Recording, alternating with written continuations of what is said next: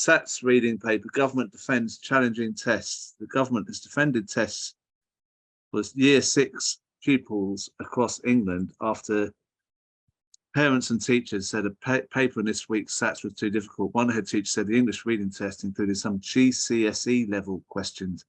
Now, year 6 is 10 to 11 years old. So it just seems to me that it's asking a lot of children to be taking tests like that. And at the same time as that, the Ofsted inspectors were going into schools during that week after this horrible incident that happened recently with Ruth Perry in Reading, who took her own life because of the stress of it. Joining us to talk about this is Louise Regan. How are you doing, Louise? Morning, I'm very good, thank you. Now, I just wanted to ask about these SATs. How long have they? What's the point of those tests that at that age? I mean, why do they think that people have to be tested then anyway? Well, it's not just in year 6. So for anybody on here that's not a teacher, children are tested heavily throughout their primary career. So they have a baseline test when they arrive, when they're 4 years old. They have a phonics check in year 1 when they're 5 or 6. They have key stage 1 SATs at the end of year 2 when they're 6 and 7. And last year we had a new multiplication check come in, which is done in year 4. And then we have year 6 SATs, which are done, as you say, when children are 10 and 11. And what that has created is a system that is constantly testing children because they're such high stakes. You asked what is the purpose of them? Well, the government will tell you the purpose of them is that we need to know what children need to learn. But I think teachers are perfectly capable of knowing that without tests. But really, the purpose of the tests are to hold schools to account. They are about a high stakes accountability measure, which have become actually more and more punitive over time. So the government wants to have league tables that can rank schools so that they can say some schools are good and some schools are rubbish. And the problem with league tables is, as you will know, there is always somebody that's going to be at the bottom of a league table. And that doesn't mean that that school isn't doing the best that it can for its pupils, or that those pupils aren't achieving. So the SATs are part of a kind of league table thing, and Ofsted goes alongside that to give these ratings. So schools have got to watch out for SATs and Ofsted. It just sounds to me, do you remember that film Dead Poet Society? And the guy really kind of motivates all these children and says, rip that book up, let's talk about something else. I mean, a teacher's unable to motivate and inspire children by this kind of being straitjacketed by curriculum and tests. Does it take away the ability of teachers? Yeah, of course it does. It absolutely takes away teacher autonomy, and that pressure that schools are under means that you end up with, particularly in year 6, for a large chunk of their final year in primary, they will be being taught to the test because they're so high stakes. People are really anxious about them. So there will be a lot of time spent on developing and building test skills and knowledge. And for people that don't know in the room, at the end of year 6, children sit a reading paper where they have to read different texts and then answer questions related to them. And this year was particularly hard. In fact, actually, one head teacher wrote a letter to her, an open letter to her MP, and pointed out that her very able readers had gone in feeling confident and positive, and actually by the end of the test they were completely deflated and destroyed. Well, if that is your confident and competent readers that feel like that, imagine how devastating it is for children that struggle with reading when they're put through a test like that. But also they have a spelling paper, and again, often they're very difficult words. It'd be interesting. You ought to do a spelling test on here. We ought to do that, Crispin, and see how people fared.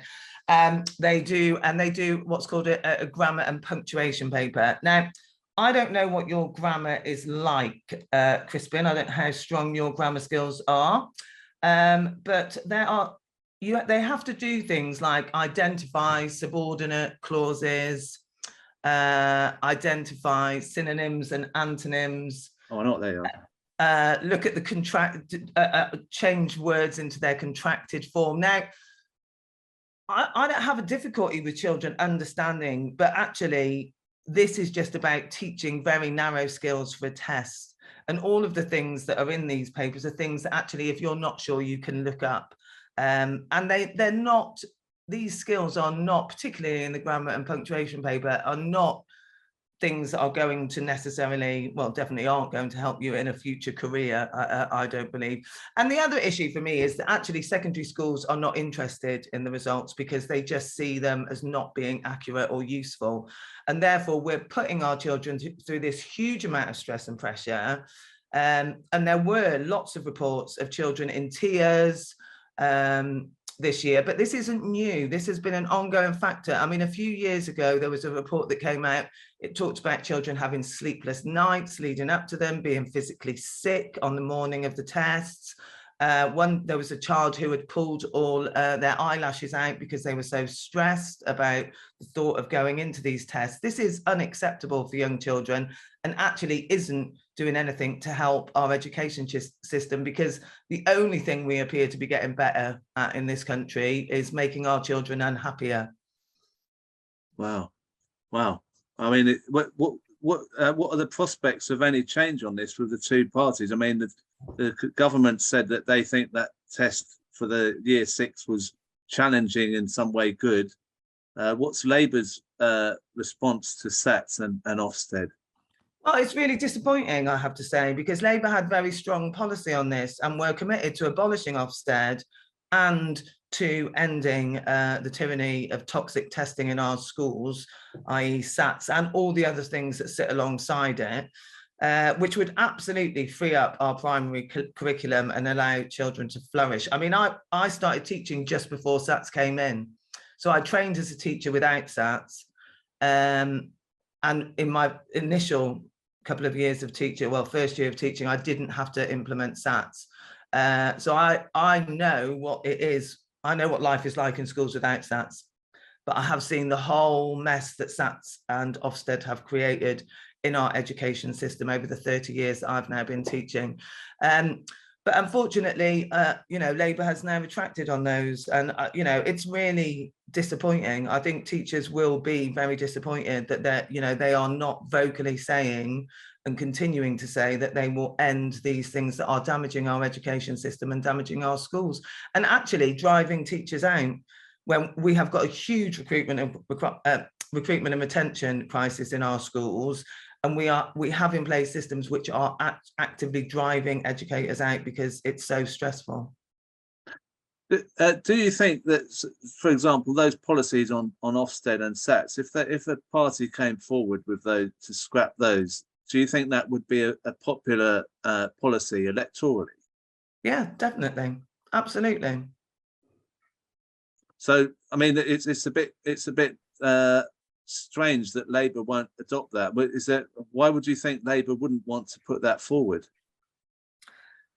I don't know why they don't want to put it forward, because it was policy, and I don't understand why you would take away a policy that was so well received amongst the profession.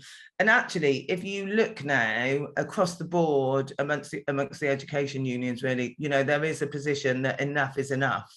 Around Ofsted, the fact that Ofsted went into schools last week, it's a very stressful week in primary schools. And Ofsted was still going. My friend had Ofsted in her school during the week.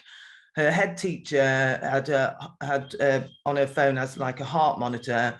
Her heart rate was absolutely horrendous during the whole of the Ofsted inspection. Somebody had posted underneath that it was like she had been running constantly, heavy running for 12 hours, which is not good for anybody's system. And as I say, what all of us keep saying is Ofsted it does nothing to improve our schools.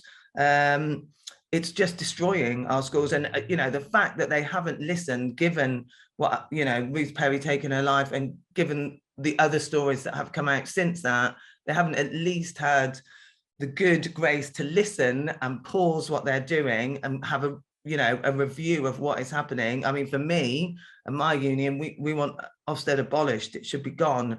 But to continue doing that at this point, I think just shows the insensitivity of the system, but also this government that is allowing that to happen. Yeah. Well, I mean, if there were a campaign, is there a campaign stop, get rid of Ofsted or stop SATs? Is there like a campaign group we could join? There's a group called No More Than a Score, which is a campaign group. It's run by parents, but does have educators within it.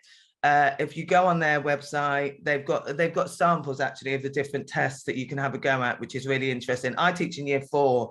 And you should, there is a mock multiplication check on there, which the children have to do. It's a very fast test. They have to answer 25 questions. They get very short amount of time to do it. I'm very good at my times tables, but even I can at times can make mistakes. They don't get a chance to repeat it. If they don't get 25 out of 25, as with phonics, you know, that all these things, children are just set up to fail. They're just literally told they're failures because they don't pass something, which, you know, most people nowadays use calculators. I think it's good for children to know the tables, but how many people in the room know them off by heart? You know, how many people would rather use a calculator because it's a quicker thing to do? We're not moving with a modern world that gives us other ways to find these things out, or to, you know, to find the answers to things. So it's a very... When I was at school, the teacher taught us the times tables. We had to sing them. 1, 1 is 2, like whatever. 1, 2. It'd be good to do that. On the first one, Crispin. No, I know I got it wrong. 1, 1 is 2. Yeah, that's wrong. Yeah, sorry. So I got it all wrong. What I mean is, you couldn't do that in an exam though, because you couldn't start singing. But no, and you're not allowed anything to help you in these tests. So I don't know if people realise as well. I mean, schools get checked. So all of our classrooms, year 6 classrooms, had to cover anything that the children might be able to use to help them in their tests. So to cover all their walls that have got displays. Oh, you're joking. No, and potentially you get what we always call the Ofsted police, who come in to check that you're not doing anything wrong. So you know, you have people that march back to school carrying the papers, hugging them tightly, devastate, you know, in case anybody might try and steal them. You know, people have schools have had SATs results, you know, ruled out because it's been found that it's been said that they've been cheating, you know. So, you know, that's the level of high stakes it is. It's very highly competitive, and there's a lot of monitoring of what you do. Oh, it's terrible. Well, I hope we can. Everyone can sign up for that campaign, and we'll keep talking about this. Thank you, Louise, for coming on later as well. Enjoy your day. Good to see you. Cheers. Right, so I don't know my 1 times table. That's not a good start.